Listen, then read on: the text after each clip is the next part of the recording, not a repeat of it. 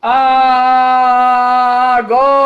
sim, Shalom Aleichem, a paz sobre vós, queridíssimos irmãos e irmãs, príncipes e princesas, filhos do grande rei, da minha, da sua, da nossa sinagoga sem fronteiras, uma sinagoga que atinge todo o planeta Terra. Todos os cantinhos do nosso querido Brasil, as grandes metrópoles, as cidades litorâneas, o interior. Eita, que coisa mais maravilhosa! Essa é nossa Sinagoga Sem Fronteiras, que cumpre aquela missão. A missão que está escrita em Isaías, que Beiti, Beit Tefilá, Ikare Lechol Amim, pois minha casa será chamada casa de oração para todas as nações. Coisa mais maravilhosa! Sejam muito bem-vindos, queridos irmãs e irmãos. Bom, hoje eu vou ler um trecho aqui de Isaías e vou ler um trecho do Talmud para falar sobre algo muito polêmico, uma profecia muito polêmica de Isaías. Mas o meu foco não é a profecia polêmica.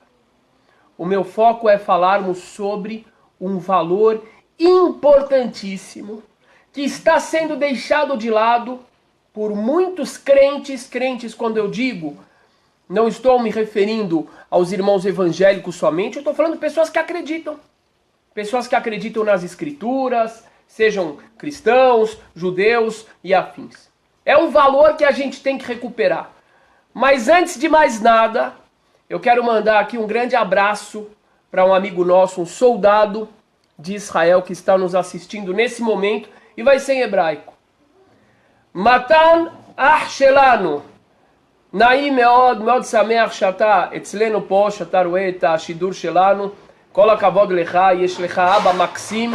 ואני מקווה בעזרת השם להיפגש איתכם בקרוב בארץ, אוקיי? אז אני מקווה שתהנה, אפילו שאתה לא תבין כל כך. אבל בטוח אתה תבין את שפת הלב. Bom, vamos lá, galera. Preciso ir para cá. Mandei uma saudação para o nosso querido Matan, filho do Eli. Galera, a questão aqui é importante. É a seguinte. Está escrito, atenção, atenção, eu quero ser bem organizado aqui porque eu não preparei nada. É um tema que vem me acompanhando há alguns dias, que vem chamando a minha mente há alguns dias, do qual eu tenho me ocupado de uma forma ou de outra. Já falei hoje de manhã, Felipe Mariano, já desisti de fazer contato inbox. Felipe, é difícil, se põe no meu lugar, irmão, não é por mal. Mas é uma quantidade gigantesca de mensagens. Eu simplesmente não consigo gerenciar. Eu tento. Vamos lá. Voltando para o tema. Diz aqui, em Isaías 9, versículo 5. Que Yeled yulad lanu, um filho nos nasceu. Ben nitan lanu.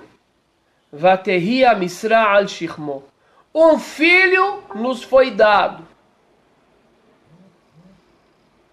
Vatehi Misra al Shikmo. E o ministério, a responsabilidade, foi colocada sobre seus ombros. Até aqui tudo bem. Vaikra Shemo Pele Yoetz.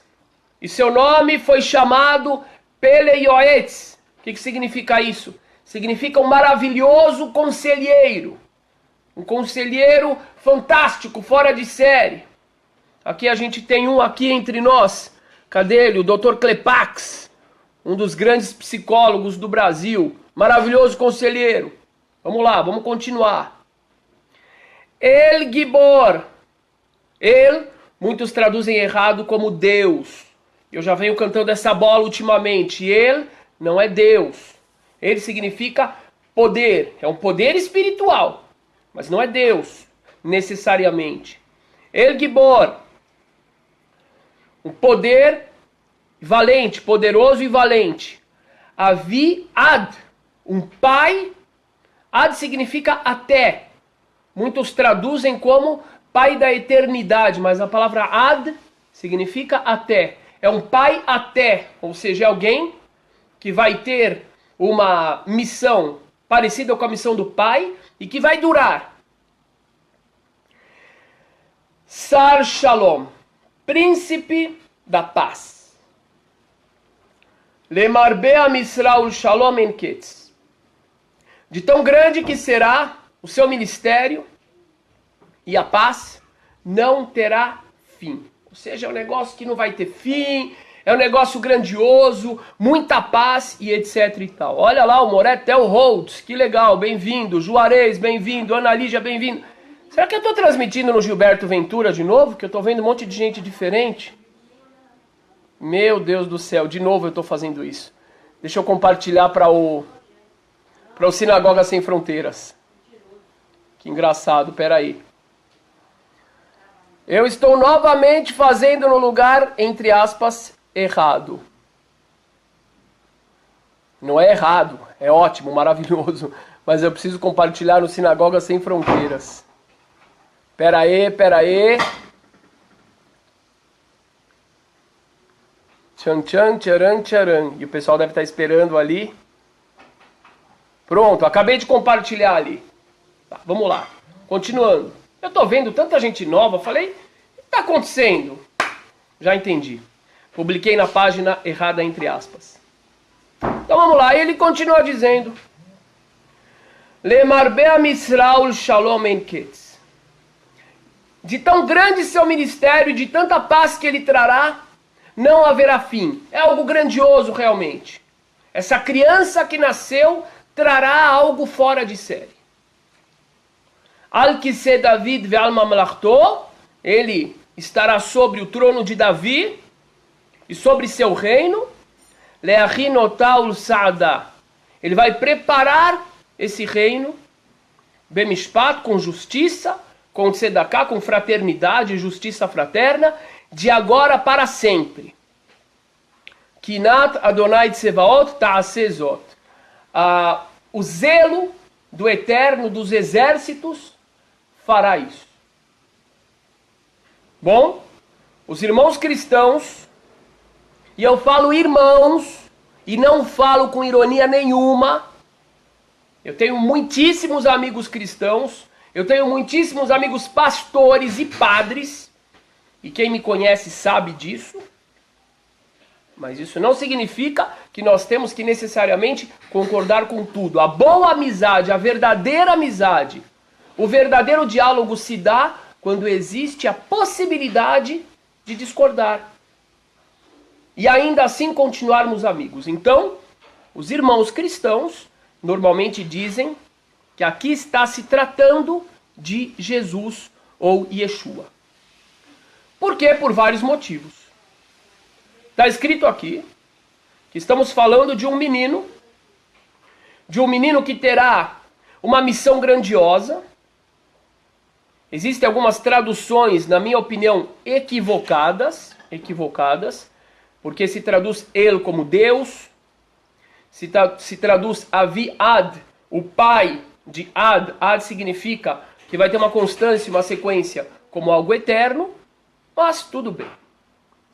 A grande pergunta é, de quem está se tratando? E de novo, o meu foco não é essa discussão interreligiosa, não é essa discussão, vocês já vão entender meu foco. Vamos voltar um pouquinho. Vamos voltar para Isaías 7. Isaías diz o seguinte para o rei Ahaz, que era o rei de Judá. Não se preocupe, rei Ahaz, os reinos que estão conspirando contra ti, o reino de Israel e o reino da Síria, vão cair antes de tentarem te derrubar. Qual é a prova? Muito simples. Vai nascer uma criança. E antes que essa criança saiba diferenciar o bem e o mal, esses dois reinos vão cair e você vai sobreviver. Muito bem. Quando a gente chega em Isaías 9, detalhe, aqui está dizendo o seguinte sobre essa criança. Hine ha'alma hara, eis que a jovem engravidará. E os nossos irmãos traduzem de forma equivocada a palavra alma como se fosse virgem. Mas virgem é betulá. Então toda aquela concepção cristã de que a profecia de Isaías se refere a Jesus, pois Maria gerou ele virgem, para nós não tem sentido algum, porque o que está escrito aqui é alma, que significa jovem e não virgem. Veioledet ben, ela gerará um filho, Vekarat Shemo Immanuel. E seu nome será Immanuel. O que significa Immanuel? Deus está conosco, ou Deus conosco. Muito bem, por isso, os irmãos cristãos dizem que aqui está se referindo a Jesus, e um dos nomes de Jesus, ou Yeshua, de acordo com os evangelhos, é Immanuel. E já expliquei por que pelo judaísmo, por que para nós, aqui não pode estar se tratando de Jesus. Está falando de uma jovem e não de uma virgem. Mais um ponto importante. Essa história aconteceu 700 anos antes da Era Comum. E aquele sinal, o nascimento daquele menino, ele deveria ser um sinal para um evento que deveria acontecer naqueles dias. Ou seja, esse menino, que mais tarde é chamado por adjetivos muito grandiosos, ele teria que ter nascido naquela época. Cerca de 700 anos antes da Era Comum. Mais um motivo muito importante, decisivo, mais ainda do que a questão da tradução, para não compreendermos esta nossa fonte, Isaías 9, como se referindo a Jesus. Bom, aqui vai ter muita gente que vai achar que esse é o foco do vídeo. Não, não é o foco do vídeo. Eu respeito a fé de todo mundo. Se quiser compreender assim por tradição, não tem problema, pode compreender. Mas isso foi só uma introdução para o ponto que eu quero realmente trazer para vocês. Que é o seguinte. Talmud agora, presta atenção. Essa é a grande mensagem que eu quero trazer. Estamos aqui com o Talmud Sanedrim. Aqui. Aqui. Assim, em primeiro lugar, não é que essa mensagem que eu trouxe agora não é importante, ela é super importante. Porque muitos irmãos cristãos não têm acesso aos motivos pelos quais nós não acreditamos em Jesus. E infelizmente, durante a história, muitas pessoas fizeram questão de dizer que isso é por maldade, que a gente pula as leituras de Isaías, que se referem a Jesus, e está aqui, gente. É uma profecia que estava voltada a se realizar 700 anos antes da Era Comum. Não está escrito virgem, está escrito jovem, e tudo bem, vamos em frente, mas não é esse o foco ainda. A grande pergunta é, de acordo com o judaísmo, a quem está se referindo Isaías? Quem é Emanuel? Grande pergunta. Ok? Nós já sabemos, que não pode estar se referindo a Jesus, a Yeshua. Não pode. Erro de tradução, texto tirado do contexto. Ok, legal. Mas para nós judeus, quem é? Por acaso, alguma vez na história, a partir daquela época e naquele período, nasceu alguém tão grandioso assim? Qual é a resposta?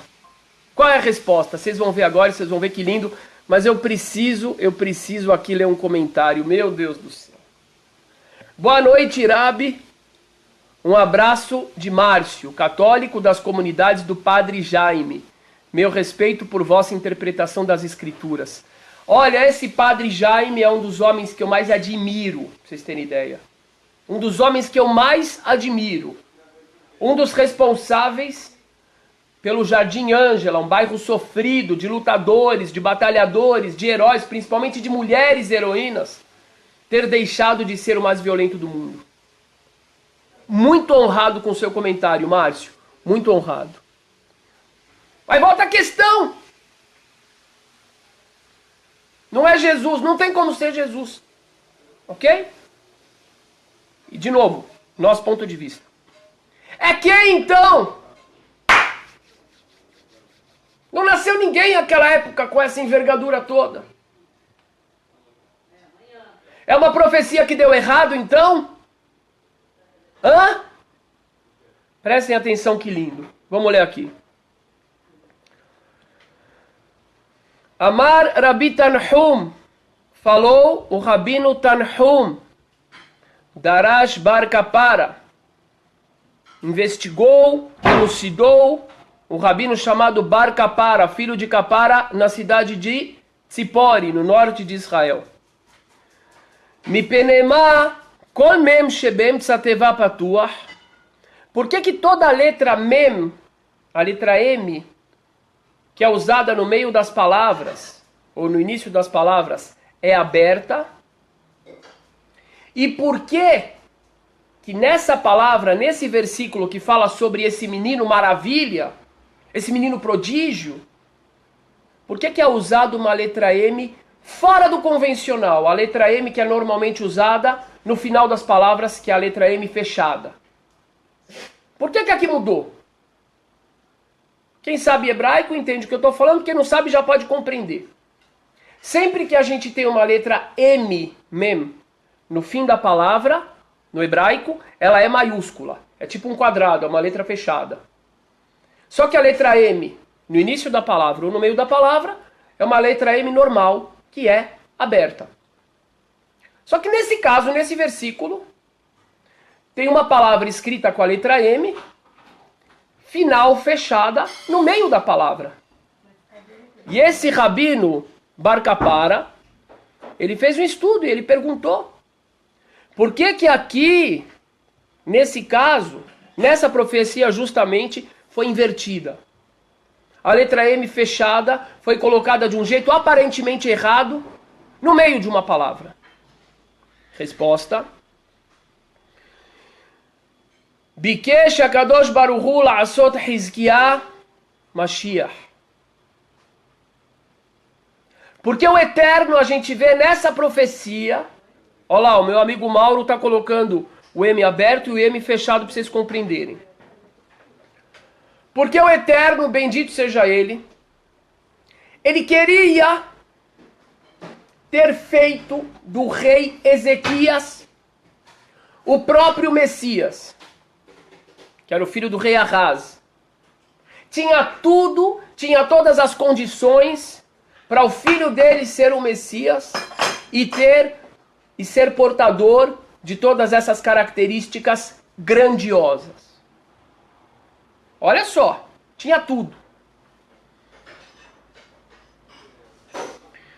Amra midat adin lifnei kadosh baruch hu.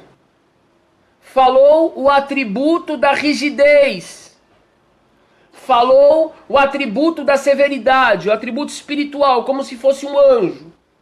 Falou para Deus o seguinte: Ribono shel olam, Senhor do universo, Uma David Melech Israel, Sheamar Kama Shirot V'Tishbachot Lefanecha, Lo Asito Mashiach.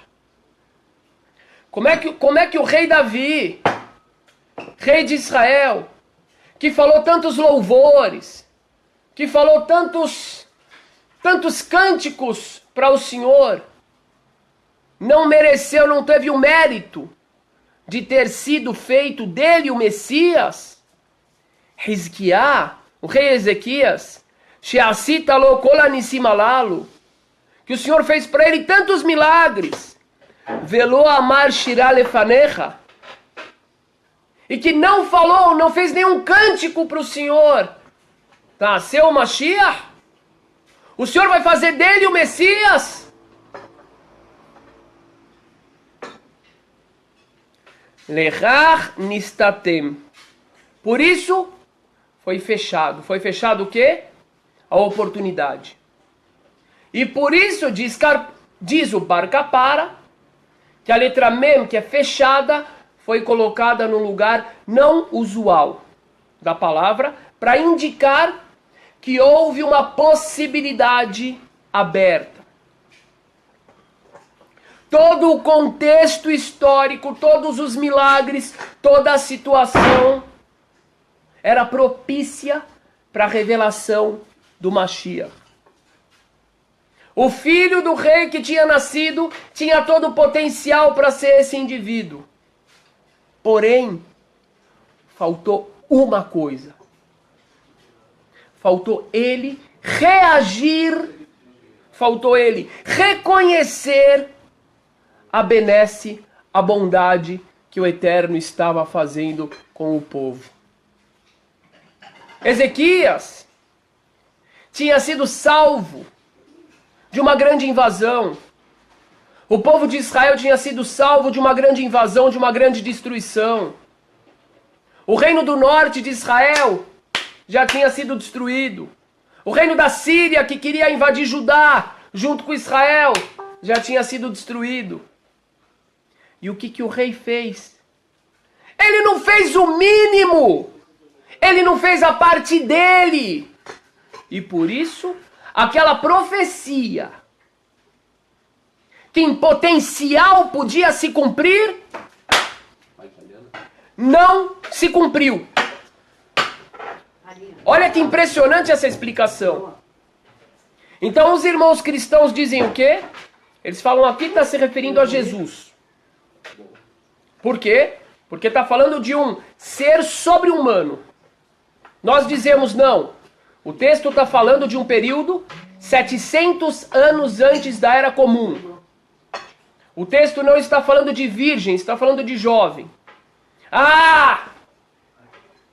Então para vocês judeus, está falando de quem? Estamos falando de alguém que em potencial, que era o rei Ezequias, poderia ter sido o Messias. Mas faltou para ele fazer a sua parte. E é aqui a grande mensagem que eu quero falar para vocês. Ontem, melhor ontem não, hoje de manhã, eu fiz um vídeo e eu escrevi um texto depois para explicar sobre esse vídeo.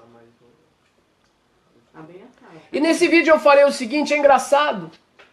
As pessoas procuram o Eterno, procuram Deus para curar a doença deles, para arrumar dinheiro para o fim do mês, para resolver os problemas de casa, para parar a dor de dente. Ai, ai, ai, ai, ai, ai, ai. Mas e para as grandes questões? A gente todos os dias, gente, prestem atenção, por favor, depois eu olho as perguntas. Todos os dias a gente abre o jornal. A gente vê nas notícias desgraças no mundo inteiro. Centenas de milhares de pessoas sendo massacradas. Como é o caso agora na Síria, no Iêmen. Em tantos outros lugares que nem noticiados são, porque não interessam. E aí o que as pessoas fazem? Bom, é como se isso aqui não é comigo. É como se isso aqui não é com Deus. Tem gente muito poderosa envolvida. Tem Rússia, tem Estados Unidos, são grandes potências. Deixa pra lá. O meu Deus é o Deus da dor de cabeça, da dor de dente. O meu Deus é o Deus do meu salário, do meu fim do mês. Vejam que coisa mais absurda. Não, não é. Deus, O Criador, o Todo-Poderoso, o Onipotente, o Eterno, o Infinito, o Onisciente. É o Deus da criação e da história. E sendo o Deus da história e da criação, nós sim devemos depositar nele as nossas esperanças das grandes transformações. Devemos sim acreditar na possibilidade de haverem grandes transformações, não somente salvações pessoais, para as quais a grande maioria das pessoas que acreditam em Deus estão focadas. Salvações pessoais, para as quais a grandíssima maioria dos líderes religiosos estão focados. Não. A gente não deve compreender Deus como um personal Deus, um personal God, um Deus das pequenas causas. Mas para isso, gente, vem essa grande mensagem do Talmud, que é a grande mensagem da noite. O Eterno espera de nós parceria. De acordo com o judaísmo, não existe passividade e a gente espera o Eterno vir salvar. Uma das principais passagens através das quais nós aprendemos isso é quando o povo de Israel estava na frente do Mar Vermelho e o mar estava fechado. E o povo olhou para trás e viu o exército do faraó chegando. E aí Moisés e o povo começam a rezar. E o Eterno diz o quê? Não é hora de rezar. Levantem e marchem. Quando o ser humano faz a sua parte, quando o ser humano para de ser uma vítima, quando o ser humano para de querer ser somente assistido, quando ele assume a postura de sócio de Deus na criação, as coisas acontecem.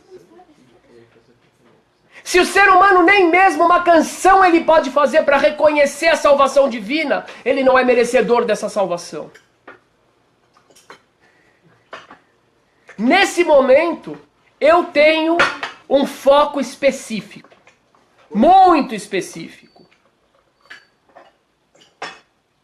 que é aqui no Brasil o grande movimento dos Bnei Anussim. Estamos no momento decisivo da história. Só não percebe quem não tem olhos. Só não percebe quem não tem um pouquinho de atenção às notícias e aos processos históricos. E justamente neste momento começam a aparecer os descendentes que fazem parte das dezenas de milhões de descendentes dos judeus forçados pela Inquisição no Brasil. Norte, sul, leste e oeste. Comunidades inteiras, eu conheço pessoalmente, vários estão aqui com a gente. Esse é o grande milagre. No momento onde o povo judeu está numa encruzilhada. Está na frente do mar fechado e olhando para trás, vem os egípcios. E vem o grande milagre, grande milagre, grande milagre. Os Bnei Anussim, os descendentes dos judeus forçados pela Inquisição, brotando em todo o Brasil. O que a gente tem que fazer nesse momento? Nesse momento a gente tem que fazer uma canção? Um louvor? Ah, é pouco. É pouco. Isso é o mínimo que o rei Ezequias deveria ter feito para ter sido nomeado Mashiach. Nós devemos dar as mãos para esses irmãos que estão chegando. Nós devemos abraçar esses irmãos que estão chegando. Nós devemos acolher esses irmãos e propiciar a possibilidade deles retornarem. Como já falou o rabino falecido, o rabino-chefe de Israel, Mordecai Elial, falou isso. Como o rabino Shlomo Amar falou claramente. Mas eu falo para vocês, eu advirto vocês. A última coisa que poderia ter sido feita é aquilo que alguns rabinos muito poderosos aqui no Brasil vêm falar. Poderosos uma vírgula. Poderosos uma vírgula. Junto com alguns dirigentes que têm poder político e financeiro e acham que são mais poderosos do que o Eterno. A última coisa que a gente pode fazer é tentar barrar esse movimento como eles vêm tentando fazer. É a última coisa. E depois não adianta cantar Mashiach, Mashiach, Mashiach. Não adianta ficar, queremos Mashiach, Mashiach now. Se quando o Eterno abre os portões, se quando o Eterno mostra a sua revelação, se quando o Eterno revela um processo de redenção histórico e único na história do povo judeu, esses mesmos senhores tentam fechar as portas e barrar, como que dizendo, não Deus, aqui o Senhor não entra. Então a mensagem aqui é dupla. Dupla mensagem. Em primeiro lugar, é um foco mais específico. Para este movimento, é um movimento milagroso. E eu falo a todos esses rabinos, que inclusive têm vindo na grande mídia para tentar se promover, que parem de lutar contra Deus. Parem de lutar contra a história. Primeiro lugar. Judeus que estão me ouvindo agora da comunidade judaica, se interessem. Entrem no nosso canal no YouTube, coloca Bnei Anussim, coloca Estrela Oculta do Sertão, escreve Rabino Mordechai Elial Bnei Anussim, e vocês vão se surpreender com o movimento milagroso que está acontecendo. Em segundo lugar, e aí já é uma mensagem mais genérica, todo processo de salvação da humanidade. Não pode, não pode. Todo o processo de salvação da humanidade tem que ter uma parceria dos seres humanos. E de acordo com a perspectiva judaica original, de raiz, não adianta ficar cantando Mashiach, Mashiach, Mashiach e pulando e fazendo coreografia, se você não faz a sua parte dentro da história e dentro da realidade. Apressar a vinda de Mashiach não é um lema que você deve falar no sofá da sua casa, mas é prestar atenção para os processos históricos e trabalhar em função de uma realidade mais justa para todos, mais fraterna para todos, sem discriminação e sem discurso duplo, um na mídia e um dentro de casa e dentro da sinagoga. E principalmente, segurar na mão de Deus e ser parceiro neste processo histórico tão maravilhoso como é o do retorno dos Bnei Anussim. Sejam muito bem-vindos todos. E vamos fazer o Shema Israel, porque nossa bateria aqui já está acabando. E é um recado importante isso, viu, gente? Cuidado com os falsos profetas. Cuidado com aqueles que conspiram por trás contra o povo brasileiro no sentido do retorno ao judaísmo e que vão às grandes mídias tentar se promover. Tentar passar uma mensagem confusa, ocupar espaços. Não, não, não, não, não. Aquele indivíduo que quer barrar Deus será atropelado pela história. E depois, não vai adiantar querer correr atrás. Vamos em frente. Shema Israel. Começar de novo. Estão me ligando. Eu vou ter que mandar uma mensagem para o irmão. É um Ben Anussim que está me ligando. Dos mais impressionantes que eu conheci. Eu vou ter que mandar uma mensagem para ele parar, senão a gente vai ser interrompido no meio do Shema. Segura um segundinho só.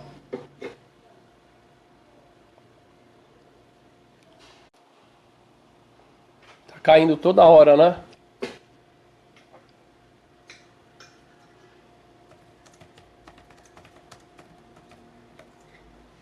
Vamos lá. Agora já foi.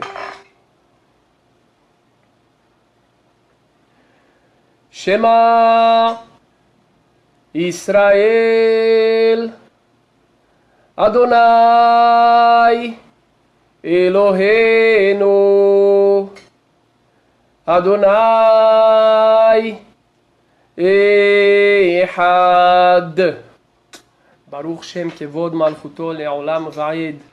ואהבת את אדוני אלוהיך בכל לבביך ובכל נפשך ובכל מאודיך.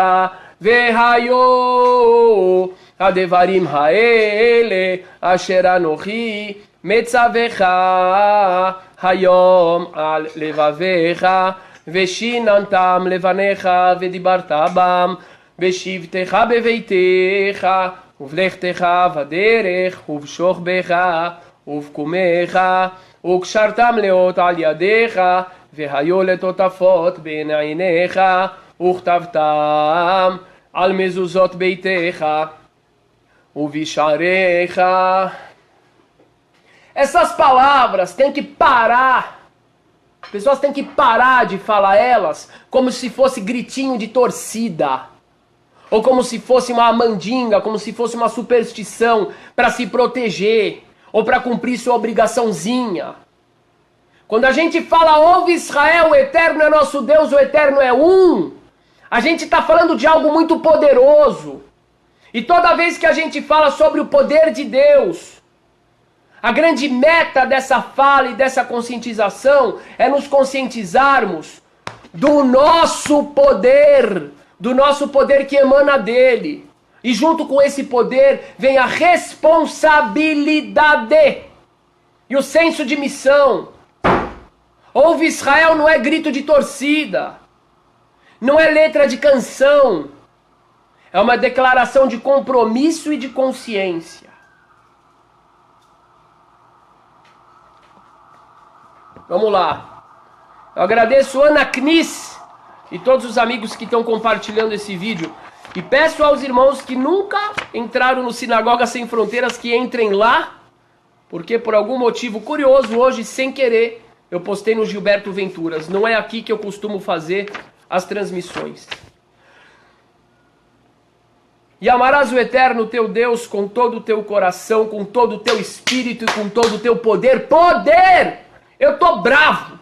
Eu desço o cajado, boa, eu tô bravo, eu tô de saco cheio dessa história de ficar chamando Deus só para cuidar do salário do fim do mês, ou da dor de cabeça ou da dor de dente. O mundo tá problemático, o mundo tá perigoso, o ódio tá tomando conta de tudo, a injustiça tá tomando conta de tudo, e as pessoas estão esquecendo de Deus para isso. As pessoas não estão se lembrando de falar, Deus... Até onde é que vai chegar essas guerras, essas crianças inocentes sendo massacradas? Até quando isso? Não, para isso Deus não tem nada a ver. Que lixo de fé é esse? Que fé estúpida é essa? E dá vontade de pegar todos os líderes religiosos e bater cabeça e falar, acordem, seus hipócritas.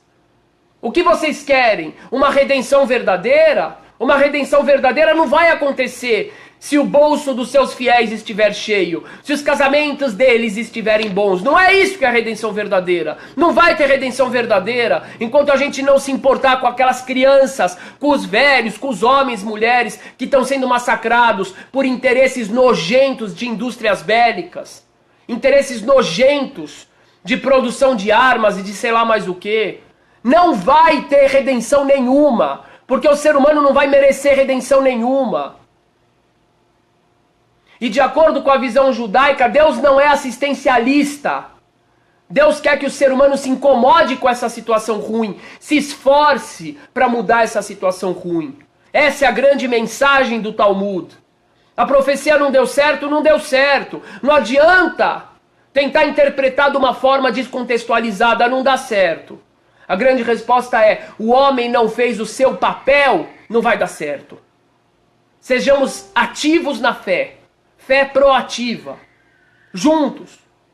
Não tenho nenhum problema de me unir com irmãos cristãos, com irmãos muçulmanos, espíritas, ateus, de matriz africana, nenhum. Naquilo que nós temos em comum. Primeira coisa, em relação à paz. Em relação ao rito, eu acho absurdo ficar querendo misturar coisa porque você trai a essência de todos. Eu tenho o meu. Agora, em relação à luta pela paz, pelos direitos do cidadão, pelos direitos humanos, pela justiça, contra essa corrupção nojenta. A gente deve se unir sim. E todo discurso que vem separar não é de Deus. Vamos lá. E amarás o Eterno teu Deus com todo o teu coração, com todo o teu espírito e com todo o teu poder. E que estejam essas palavras que eu te recomendo hoje sobre o teu coração, e as ensine diligentemente aos teus filhos, e fale a respeito delas, quando estiveres sentado em tua casa e caminhando no teu caminho, quando fores te deitar e quando te levantares, e as ate como sinal sobre o teu braço, e que estejam por compartimentos, por frontais entre os teus olhos, e as escrevas sobre os umbrais das tuas casas e nos teus portões. Peço aos amigos que compartilhem. É uma provocação, sim. Não dá mais para ter gente falsa falando em nome do judaísmo, baseados no seu poder financeiro e querendo ocupar espaços contra os quais eles lutam no dia a dia. Não dá mais para ter líderes religiosos querendo limitar Deus ao nosso fim de mês ou à nossa dor de dente ou dor de cabeça. Ou a gente assume que Deus é o Deus do mundo, ou a gente tem que escolher outra ocupação. Beijo pra vocês.